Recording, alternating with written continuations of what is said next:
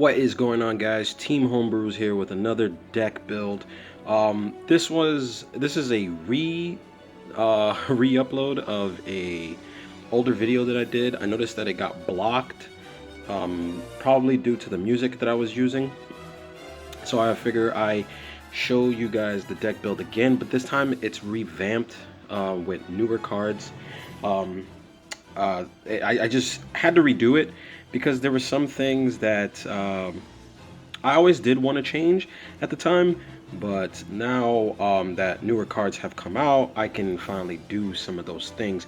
So this is Larsa's Tutelage, I guess 2.0 or revamped or redone or whatever you want to call it, but this is Larsa's Tutelage. First off, we're going to start off with the cards that make the deck work, because the deck is flowing around Larsa. Larsa is pretty good 2-drop. The forwards that you control don't receive damage that is less than their power, so this really helps with Larsa. And one of the things I wanted to do was do a deck build that was budget, that had judges in it. When I first tried to do this deck build, it had 2 colors, which was blue and red, and then I noticed that wasn't working, so I noticed that I had to do 3 colors years ago. And one of the judges that I did like somewhat was Bergen, but it just didn't work, and I'm talking about the older Bergen, not the newer one. So I just rebuilt it, and I added 3 colors, which is water, ice, and lightning. So that's what you're going to see in this deck build here. So Larsa's second ability is if you do 1 CP of water and dull Larsa, choose 1 blocking forward, and it gains 2,000 power. So this is to help with you to hold certain forwards at bay. Next, we got 3 copies of Drace. Drace is a really cool card paired with Larsa. So when Drace is cast, it's 2 CP less if Larsa's on the field, so she only costs 1. And if you controlled Larsa, Drace gains 2k power and first strike, so it becomes an 8k with first strike. I mean, that's self-explanatory. It's pretty good. I know that there are some things that you can use better, but seeing that I wanted to build a judge deck that was budget build, I figure I'd use this card. Next, we got 3 copies of Willis. I like Willis quite a bit. He has to be paired with Judge of Wings, of course, to really be great, which we do have. We have 2 copies of Judge of Wings. So let's start with Willis. So Willis, if you control a card named Judge of Wings, Willis gains 3,000 powers. 3,000 power. Willis must attack once per turn if possible. And when Willis is put from the field into the break zone, choose 1 forward that costs 4 or less opponent controls and break it. So if Judge of Wings is on the field and someone wants to remove Willis, of course, because he's going to be the one attacking, you get to break something, and he's part of that budget deck build. He's not strong on his own. That's the only case with Willis. Before, what I was running before Willis was Cognazo, the old Cognazo, and I noticed it wasn't working, and I noticed that the deck needed some more oomph, and Cognazo was not working with that, so I decided to go with Willis instead. When it comes to the case of Judge of Wings, so the cost to play Judge of Wings onto the field is reduced by 1 for every 2 lightning summons in the break zone. And when Judge of Wings enters the field, you get to pick one of the 2 following actions, which is choose 2 forwards and dull them, or give Judge of Wings haste. This really comes in handy if you're trying to close the game out, or if you're trying to get some early damage in, especially if you have Willis. You can do those things. Judge of Wings is pretty expensive, but I feel like for the price that the cost of how much power he has, I feel like it's worth it. And the fact that he gets the dull 2 things and he can get haste is great. You guys know how much I like haste in my builds. I think haste is extremely powerful. I notice there's some glare on the screen. Haste is really powerful, so you guys know how much I enjoy haste in my deck builds. Next, I have 3 copies of Zargabath. Zargabath is one of my favorite judges in this game. I'm not talking about in Final Fantasy 12, but I'm talking about in Final Fantasy TCG, only because when Zargabath enters the field, you may play 1 forward and any element except ice that costs 3 or less from your hand onto the field. And a lot of times what I usually do is, if I already have my Drace on the field, and I'm like, alright, and I have a Larsa and a Zargabath in my hand, I play Zargabath and drop Larsa for free. Or vice versa. Same thing can be said for Willis. Zargabath can just he can reinforce your field by dropping cards onto the field, and that's why I really like Zargabath quite a bit. He's not strong. He's 5k power. He's not that great in terms of power, but I like him nonetheless. Next, we have 2 copies of Geis. Geis, I didn't enjoy at first. And it's due to one of his ability, but it comes in handy when you need it. So when Geist enters the field, you may play a forward of any element except water that costs 3 or less from your hand onto the field. If you do so, draw 2 cards, then discard 2 cards from your hand. Geist doesn't receive any damage from abilities other than special abilities. Now with Geist, the thing is with him is it's a pretty good card. It's like a more expensive, more powerful version of Zargabath. The only problem is the draw 2, discard 2. That's the only issue that I have with this card, is you discard 2 cards. But the fact that he doesn't receive any damage from abilities other than S abilities, that is extremely powerful. Like, that is great. In my opinion, I think that's awesome. The new Geist is I think is a little better, but I like the fact that this one gives you the kind of the advantage, the card advantage on the field. That's why I run this one other than the newer guys. Next, we have 2 copies of Sid Reigns. Sid Reigns he's Sid Reigns. You guys know what he does. Every time he comes to the field, you choose 1 forward that opponent controls, a dull forward, and you deal it 4,000 damage. And if he kills it, if it dies that turn, your opponent has to discard a card. A lot of times what I do is, like, I'll deal 4,000 damage in that same turn. I'll like break a black mage and kill that forward, so my opponent will still have to discard a card.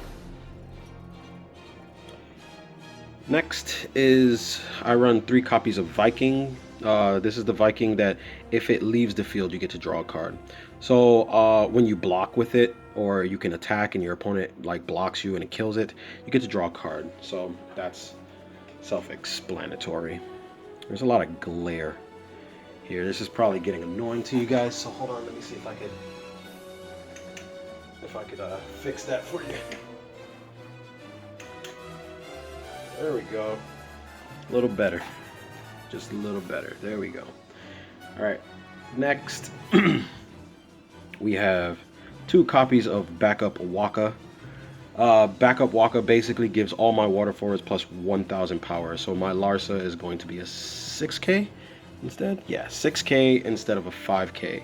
My Geist is going to be a 9k instead of 8k. I usually just want my Larsa to be alive. So that's why I run Waka. I also run 2 copies of Gramis. Gramis is basically here to search out my Zargabath, or he's here to search out my Larsa if I need it, or my Willis. That's the only reason why he's here.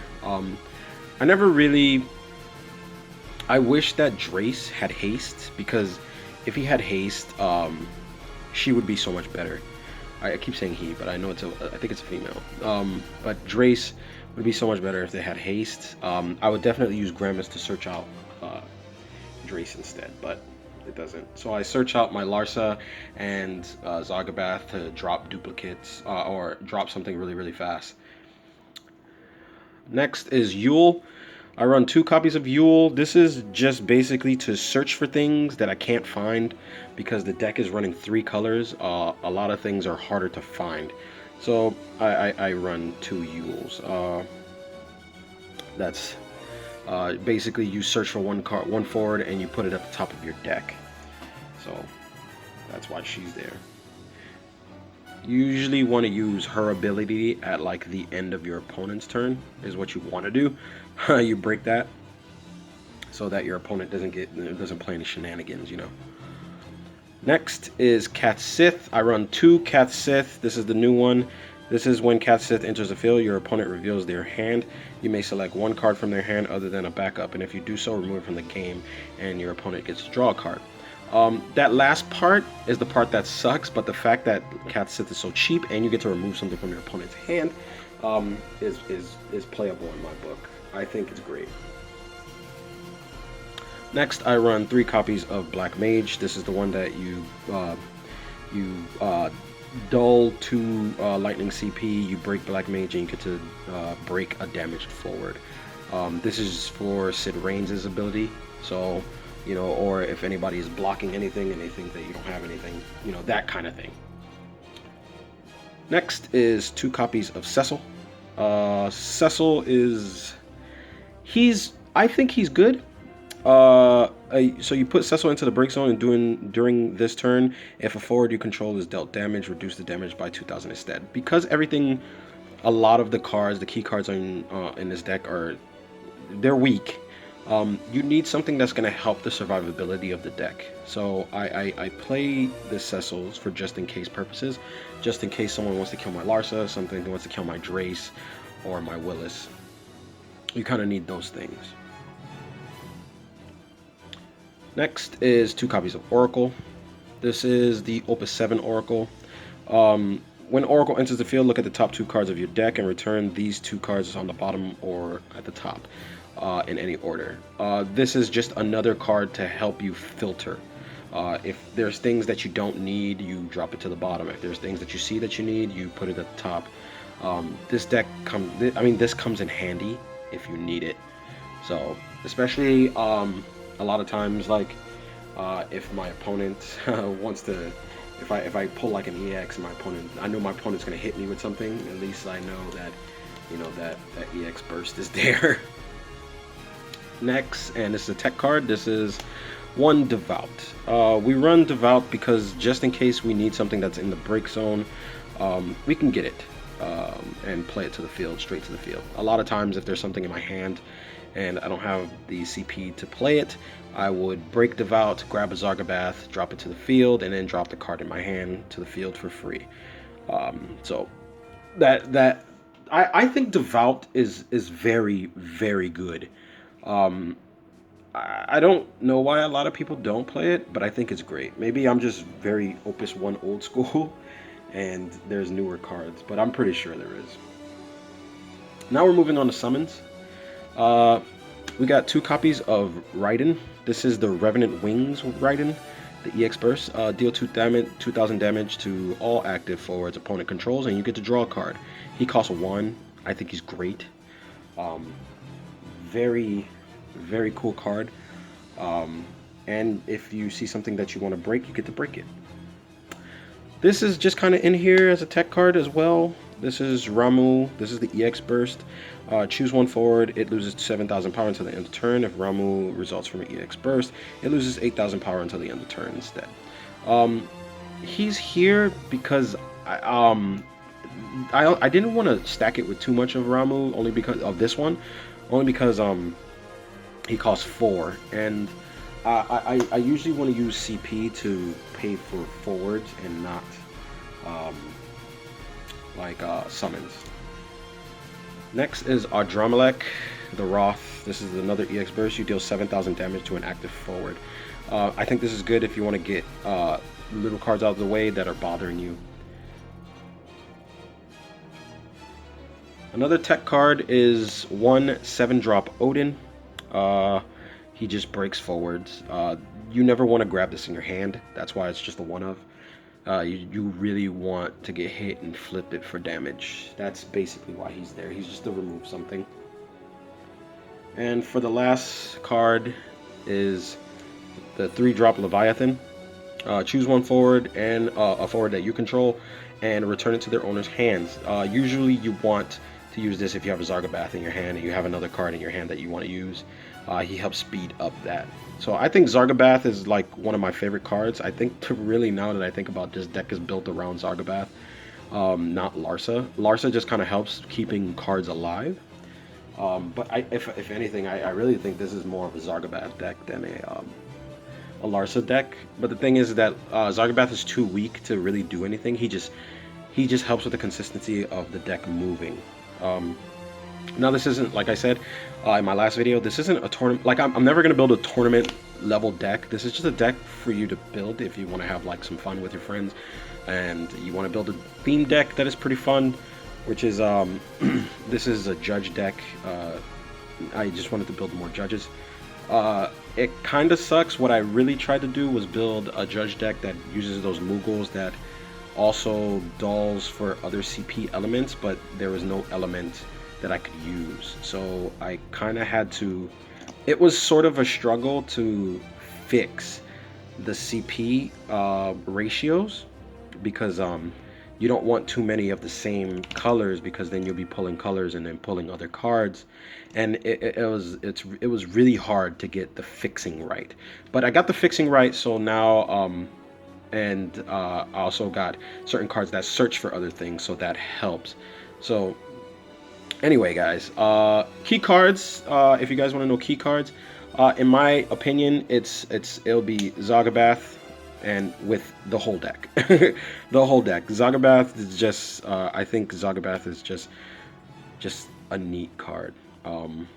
It sucks that they didn't come out with another one that's, you know, that is the Zargabath, like a different version, but you know, hey, what can I say? Anyway, guys, I hope you guys enjoyed that video, and I will see you guys next time. Bye.